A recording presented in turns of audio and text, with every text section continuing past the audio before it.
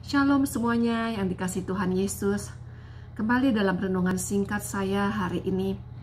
Saya ambil bacaan pengulangan dari tema APP ketiga, Injil Matius 23 ayat 1 sampai dengan 3, 8 sampai dengan 12. Matius 23 1 sampai dengan 3, 8 sampai dengan 12.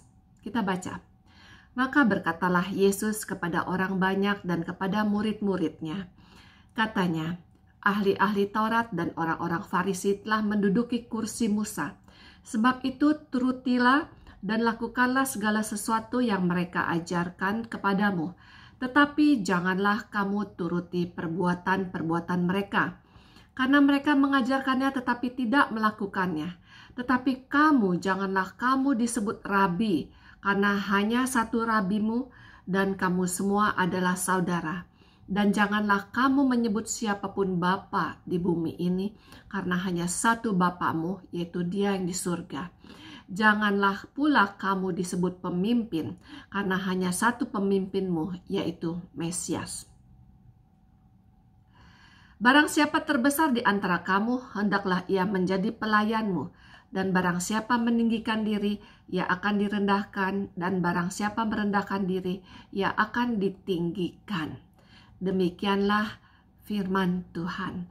Saudara-saudara yang terkasih, jelas dari bacaan Matius 23 ini, kita diingatkan tadi bahwa ingat, hanya satu rabimu, yang lain adalah saudaramu. Hanya satu bapakmu yang di surga, hanya satu pemimpinmu, yaitu Mesias. Jadi kita diingatkan hanya satu Tuhan kita adalah Yesus Kristus. Hanya satu yang berkuasa di bumi ini, yaitu Dia, Tuhan kita, Yesus Kristus. Jadi untuk menjadi besar, dikatakan firman Tuhan ayat yang ke-11, hendaklah kita menjadi pelayan. Jangan meninggikan diri. Di ayat yang ke-12, maka kita akan direndahkan. Bila merendahkan diri atau merendahkan hati kita, maka kita akan ditinggikan oleh siapa? Bukan oleh manusia, tetapi oleh Tuhan kita Yesus Kristus nanti. Jadi kita yang berkata bahwa kita semua adalah hamba Tuhan, pelayan Tuhan, jangan menjadikan ladang Tuhan sebagai ambisi untuk naik jabatan. Sekali lagi, firman Tuhan mengingatkan kita semua, ladang Tuhan bukan tempat untuk menjadi sombong, untuk menjadi ambisi, untuk naik jadi pemimpin dimanapun. Ya, apakah di persekutuan doa menjadi koordinator, tim inti, wah bangganya luar biasa ya.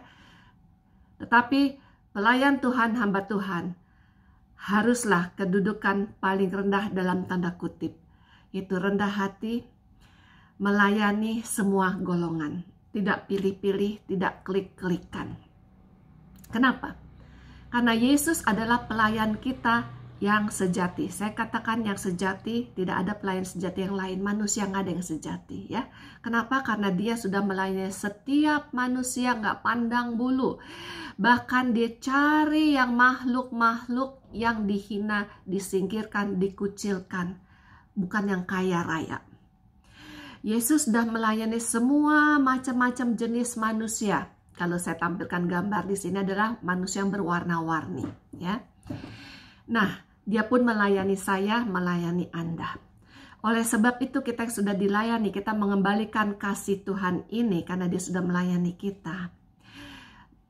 Kita diingatkan bahwa semua karunia dan talenta kita berasal dari Allah. Hendaknya kita kembalikan ini semuanya kepada Dia. Persembahkan kepada Tuhan kita untuk kemuliaan namanya saja. Ingat, jangan mencuri kemuliaan Allah di dalam pelayanan kita. Tema ini adalah mengenai keadilan. Kita mau belajar dari kitab Amos bab 5 ayat 21 sampai dengan 25 sebagai nabi pembela keadilan. Ya. Singkat saya bacakan. Aku membenci, aku menghinakan perayaanmu dan aku tidak senang kepada perkumpulan rayamu. Sungguh apabila kamu mempersembahkan kepadaku korban-korban bakaran dan korban-korban sajianmu, aku tidak suka, dan korban keselamatan yang berupa ternak yang tambun aku tidak mau pandang. Kata Nabi Amos di situ. Jauhkanlah daripadaku keramaian nyanyian-nyanyianmu, lagu gambusmu tidak mau aku dengar. Ayat 24 penekanannya. Tetapi biarlah keadilan bergulung-gulung seperti air dan kebenaran seperti sungai yang mengalir. Kebenaran seperti sungai yang selalu mengalir. Ayat 24. Ayat 25. Apakah kamu mempersembahkan kepadaku korban sembelihan dan korban sajian? Selama 40 tahun di padang gurun itu, hai kaum Israel. Dari Nabi Amos ini, firman Tuhan mengingatkan lagi bahwa Tuhan tidak suka akan pesta-pesta kita, atas segala kegemerlapan kita di dunia. Tapi Tuhan mau kita yang patuh akan firman Dia. Patuh dan taat akan hukum-hukumnya. Inspirasi dari kitab Amos ini adalah kita diingatkan kembali. Amos diutus Allah melayani umat di kerajaan utara bagian Israel yang makmur hidupnya. Namun, masyarakat di situ bermoral sangat rendah. Banyak terjadi ketidakadilan, kecurangan, banyak sekali pencurian, penindasan terutama bagi yang miskin. Namun di sisi lain kehidupan ritual keagamaan mereka penting banget. Tapi pelaksanaannya tidak ada. Hanya omong doang. Makanya dikatakan perbuatannya jangan diikuti dari Injil tadi. Allah lebih menghendaki agar kita menghentikan tindakan yang tidak adil, menindas atau mencuri hak orang lain. Bukan dalam kata tanda kutip mencuri itu juga adalah merampas hati orang lain, menindas hati orang lain. Allah menghendaki agar mereka lebih peduli kepada sesama supaya kita peduli. Di bulan masa pertobatan ini, minggu pertobatan ini, kita diajak untuk peduli pada sesama. Saudara-saudara yang terkasih, jadi kita sekali lagi dikatakan jangan menganggap yang lain rabi, jangan menganggap yang lain pemimpin, jangan menganggap yang lain adalah segala-galanya. Bagaimana sebagai pembela keadilan kita mau belajar daripada surat Bapa Suci Bapak Paus Paulus ke-6, itu dalam Gaudium et Spes nomor 29. Dikatakan bahwa semua orang mempunyai jiwa yang berbudi dan diciptakan menurut gambar Allah. Dikatakan juga bahwa mempunyai kodrat yang sama serta asal mula yang sama. Dikatakan juga bahwa manusia semua ditebus oleh Kristus dan mengemban panggilan serta tujuan ilahi yang sama pula. Harus makin diakuilah kesamaan dasar riah antara semua manusia. Gaudium et Spes nomor 29 Bapak Paulus ke-6. Bagaimana supaya semakin adil beradab di komunitas lingkungan? Pertama, kita harus mengenal keadaan diri sendiri. Keadaan diri sendiri adalah kita tidak dapat mencukupi diri sendiri. Tidak boleh egois. Karena apa?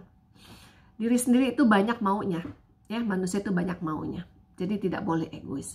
Semakin egois, kita menjadi semakin lemah, harus diingat. Perlu ada gerakan keluar dari diri kita. Gerakan keluar yang berdasarkan kasih, yaitu melihat keluar, menolong sesama kita di luar. Keluar dari zona nyaman kita. Jangan hanya maunya terima belas kasihan orang, tapi nggak pernah memberi. Hanya mulut aja seperti tadi ahli Taurat dikatakan. Tuhan gak mau. Ya. Peraturannya boleh diikuti. Tapi perbuatannya jangan diikuti. Itu firman Tuhan dalam Injil Markus tadi. Kita, agama Katolik adalah agama yang bersifat universal.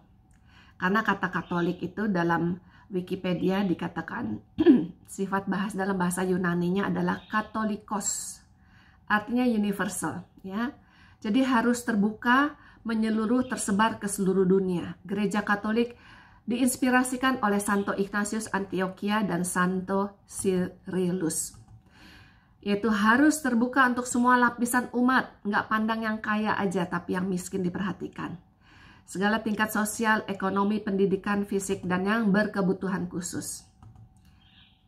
Anjuran apostolik dari Bapak Paus Fransiskus dalam surat Evangelii Gaudium ya, bahwa pintu gereja hendaknya selalu terbuka bagi siapa saja yang datang. Setiap orang mengambil peran dalam keterlibatan menggereja. Ingat, setiap orang. Jadi yang merasa dirinya nggak pantas, buang ya, karena kalian semua dipilih untuk melayani dalam peranan gereja kita masing-masing. Setiap orang menjadi bagian dalam komunitas gereja. Ingat, semua umat dalam gereja menjadi bagian. Jangan merasa kecil, jangan merasa aku miskin, aku tidak berduit seperti dia. Ya, ikut aktif berperan dalam kegiatan di gereja. Saudara-saudara yang dikasihi Tuhan Yesus. Butir renungan kita hari ini adalah bagaimana mewujudkan seruan nyata Bapak Fransiskus tentang menjadi fasilitator rahmat. Rahmat itu adalah pintu-pintu gereja kita dibuka. Bagi pintu yang masih tertutup, yang tidak bisa membiarkan umat masuk, dibuka. Ya, semuanya harus dibuka. Apakah gereja kita sudah bersikap adil kepada mereka yang miskin, lemah, dan papa dan berkebutuhan khusus? Pertanyaannya adalah, siapakah itu gereja? Saudara-saudari yang dikasihi Tuhan, siapakah itu gereja? Bukan gedungnya yang mewah, yang megah, yang mahal. Gereja itu adalah saya dan Anda semua. Gereja adalah isinya, umatnya. Itu siapa umatnya? Kita semua. Kita semua diingatkan, ya. Jadi kita sebagai umatnya, sebagai gereja, kita mau belajar dari perikop seperti Anda sudah kenal lah, perikop seorang Samaria yang baik hati. Ya, orang Samaria yang dikucilkan dari kelas-kelas bangsa Yahudi yang kelas atas, ya. Tapi dialah yang dipilih dalam firman Tuhan, dalam perumpamaan Tuhan Yesus, dia yang baik hati menolong orang yang dirampok di jalan. Kita mau menjadi seperti orang Samaria tersebut.